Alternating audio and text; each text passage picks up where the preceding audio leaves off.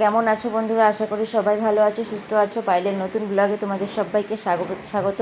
আসলে প্রথম থেকে আমি ভিডিওটায় ভয়েস দিতে পারিনি। আসলে হচ্ছে আমার যে ভলিউমটা যেই গানটা আমি দিয়েছিলাম না, তার মিউজিকটা আমার ফোনটা থেকে কমানো যায় না কেন জানি না, যার জন্য আমি কথা বলিনি। তো দেখতেই পেলে আমি প্রথমে তারাপীঠ থেকে বাড়ি থেকে বেরিয়ে গেলাম, তারাপীঠে এলাম, এই হোটেলটা বুকিং করলাম। আর পাশে যারা আছে না, ওরা হচ্ছে, ওদের সাথে আমাদের ট্রেনেই আলাপ হয়েছিল বন্ধুরা। খুব ভালো মানুষ, ওদের সাথেই একসাথেই আমাদের খাওয়া দাওয়া সব কিছু। তো ঠিক আছে, ওরা সত্যি ওরাও ফার্স্ট, আমরাও ফার্স্ট। তো যাই হোক, সঙ্গী হয়ে গেল, ভালো হলো, একসাথেই ছিলাম। পাশের হোটেলে ওরা ছিল। তো সকালবেলা আমরা যাওয়ার পরে একটু চা জাস্ট খাওয়া হলো। আমার ওই যে দাদাটা দাঁড়িয়ে আছে, উনি চা নিয়ে আসলো।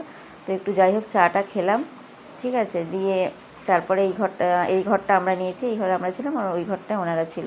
তো আমার মেয়েকে নিয়ে গিয়ে খাবার খাইয়ে নিয়ে আসলো ওই দাদাটা নিয়ে গিয়ে। ওদেরও একটা মেয়ে, দুটো ছেলে আছে, ঠিক আছে। 3 যা এসছে, আর ওনার একজনের হাজব্যান্ড এসছে। আর আমরা কজনে দেখো, গোপালও নিয়ে এসছে, গোপালটাকে নিয়ে মেয়ে নিয়ে ঘুরছিল। তো ভিডিওটা তোমাদের কেমন লাগলো কমেন্টে জানাবে, আশা করি সবার ভালো লাগবে। আর তারাপীঠে যাওয়া সত্যি মুখের কথা না, ভগবান না টানলে যাওয়া যায় না। আর মাকে দর্শন করাও কিন্তু এতটা সহজ না। ওখানকার যা পরিস্থিতি, এত ভিড়, 1 সেকেন্ডের মধ্যে ঠেলা দিয়ে বের করে দিচ্ছে। মাকে যে একটু প্রণাম করব, সেইটাও আর কি হলো না ওখানে, ঠিক মতন প্রণাম করা, শুধু মাকে দর্শন করতে পারবে, প্রণাম করার কোনো উপায় নেই, ঠিক আছে। আর সব মন্দিরেই তো এখন কি বলবো বন্ধুরা, ব্যবসা খুলে বসেছে, শুধু টাকা। পুরো ভেতরে ঢুকেই ওখানেই 3 জায়গায় শুধু বলছে টাকা দাও, প্রণাম করতে দিচ্ছে না, অথচ টাকা চাইছে, এরকম প্রত্যেকটা জায়গায়। তারকেশ্বরে গেছিলাম, সেখানেও তাই, তারাপীঠেও তাই, তারপরে হচ্ছে আমাদের এই নৈহাটিতে বড় মা, এখন এখানেও সেই প্রবলেমটাই দেখা দিয়েছে।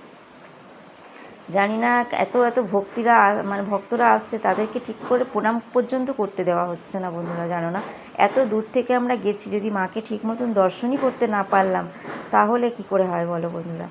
আর হচ্ছে ভিআইপি লাইন একটা, আর হচ্ছে একটা জেনারেল লাইন একটা, এরকম ব্যাপার। ভিআইপি হচ্ছে এক একজনের 500 টাকা করে দিলে তুমি ভালো করে মাকে দর্শন করে পুজো করতে পারবে, আর যদি তুমি জেনারেল লাইনে দাঁড়াও তাহলে সেটা সম্ভব না, এরকম হচ্ছে ব্যাপার। তো আমরাও পান্ডা ধরে নিয়ে গিয়েছিলাম। তো সত্যি করেই ভালোভাবেই পুজো দিলাম, ভালোই লাগলো, খারাপ হয়নি। তো সবাইকে অনেক অনেক ভালোবাসা আমার প্রিমিয়ারে আসার জন্য। এইভাবেই তোমরা আমার পাশে থেকো, আমিও তোমাদের পাশে আছি। তো আজকে তোমাদেরকে বেশি আমি ভিডিওটা দিতে পারলাম না, যেহেতু অনেক বড় ভিডিও হয়ে যাবে, যার জন্য, ঠিক আছে, অল্প করেই দিলাম।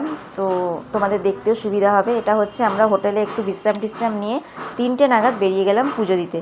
তো এখান থেকে আমরা লাইন দিয়ে একদম সন্ধ্যে 7টা না, 6:30টার মধ্যে পুজো আমাদের হয়ে যাবে। তারপরে আমরা সন্ধ্যা আরতিটা দেখে ওখানে মায়ের প্রসাদ খেয়ে তারপরে বাড়ি ঢুকলাম আর কি 9টায়। তার মধ্যে বৃষ্টি নেমে গেল, মেলাটা সেরকম ঘোরা হলো না, বাড়ি চলে গেলাম, ঠিক আছে। ওখানে গিয়ে তারপরে 10:30টা নাগাদ আমরা খেতে বেরিয়েছিলাম। তো ওনারা কেউ যায়নি, ওনাদের একজন যে দাদা এসছে, সেই দাদার খুব শরীর খারাপ হয়ে গিয়েছিলো।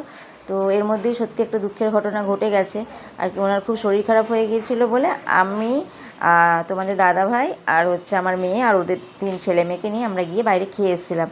তারপরে বাড়িতে আসার পর উনি এতবার বমি করেছে, ওনার এতটাই শরীর খারাপ যে ওনাকে নিয়ে হসপিটাল দৌড়াতে হয়েছিল পর্যন্ত। তো তোমাদের দাদাকে আমি পাঠিয়েছিলাম যে তুমি যাও, মানুষের উপকার করাটা খারাপ না, ওটা ভালো। তার জন্যই আমি বলেছিলাম যে ওদের কেউ নেই, তুমি যাও। তো সত্যি ছেলে বলতে ওদের কেউ ছিল না, আর বাচ্চা ছেলে 9-10-এ পড়ে, ওখানকার কোনো কিছু চেনা না। তো হোটেল ম্যানেজারকে বলা হয়েছিল যে এখানে ডাক্তার কি বাড়িতে আসবে, বললো না, সেই রামপুরহাট যেতে হবে। তো ওখান থেকে রামপুরহাটটা অনেকটাই। তো তখন কটা বাজে, 10:30 নাগাদ বাজে, 11টা নাগাদই মনে হয় বাজবে। তো ওনাকে নিয়ে সেই রামপুরহাটে যাওয়া হয়েছিল, ঠিক আছে। দিয়ে ওখানে অনেক ইঞ্জেকশান দেওয়া হয়েছিল, ওনার ব্যথা পর্যন্ত কমেনি। তারপরে আর কি আমরা সবাই তোমার দাদাকে বললাম যে তুমি চলে আসো, কেননা হোটেলে আমি রাতে একা থাকতে পারবো না। আর একটা ওনার যাও ছিল, আর হচ্ছে 3টে ছেলে মেয়ে ছিল, আর 2 যা মিলে ওরা গেছিলো ভর্তি করতে। সারা রাত ওরা হসপিটালেই ছিল। তোমাদের দাদাভাই চলে এসেছিলো পরের দিন সকালবেলায়, ওনাদেরকে চাটা এনে দেওয়া হলো, তোমাদের দাদা নিয়ে এসে দিল, কেননা ছেলে মেয়ে ছিল, সব একসাথেই ঘোরার প্ল্যান ছিল, কিন্তু কিছু হলো না ওনার শরীর খারাপের জন্য। বাচ্চাগুলোর মন খারাপ হয়ে গেছিলো, ওরা ঘুরতে পারলো না। কি করা যাবে, সামনে বছর আবার আসবে। যাই হোক, মায়ের পুজোটা ওরা দিতে পেরেছিল, এটাই অনেক। যদি পরের দিন পুজোটা ফেলে রাখতো তাহলে হয়তো ওনাদের কপালে পুজোটাও জুটতো না। তো যাই হোক, ওনারা দিয়ে সকালবেলায় চলে গেল। তারপরের দিন তো আমরা ঘুরতে বেরোলাম, সেই ভিডিওগুলো আমি পরে শেয়ার করব। আজকে এত অবধি, দেখো এখন হেঁটে যাচ্ছি, এখন মায়ের ওখানে যাচ্ছি পুজো দেওয়ার জন্য। কতটা দেখো যেতে হয়। তো দেখো এখানে মায়ের প্রত্যেকটা ছবি খুব সুন্দর, কিন্তু সেইরকমভাবে আমরা মেলায় কিছু কেনাকাটা করতে পারিনি। বৃষ্টি পড়ছিল সেই দিনকে। তো সবাইকে অনেক অনেক ভালোবাসা। পুরো ভিডিওটা দেখার জন্য অনুরোধ রইল। তো তোমরা আমার পাশে থেকো। তো দেখো সবাই মিলে ডালা টালা দিয়ে এইবার হচ্ছে দেখো আমরা যাচ্ছি এখন তোমার হচ্ছে ওই মন্দিরে লাইন দেওয়ার জন্য। অনেক লাইন ছিল, আর সেদিন শুক্রবার ছিল, শনিবার তো আরও লাইন। তো ভিডিওটা দেখতে থাকো সবাই। এখান থেকে গিয়ে তারপরে আমরা লাইনে দাঁড়িয়েছিলাম। তো চলো টাটা, ভিডিওটা এখানেই শেষ করলাম।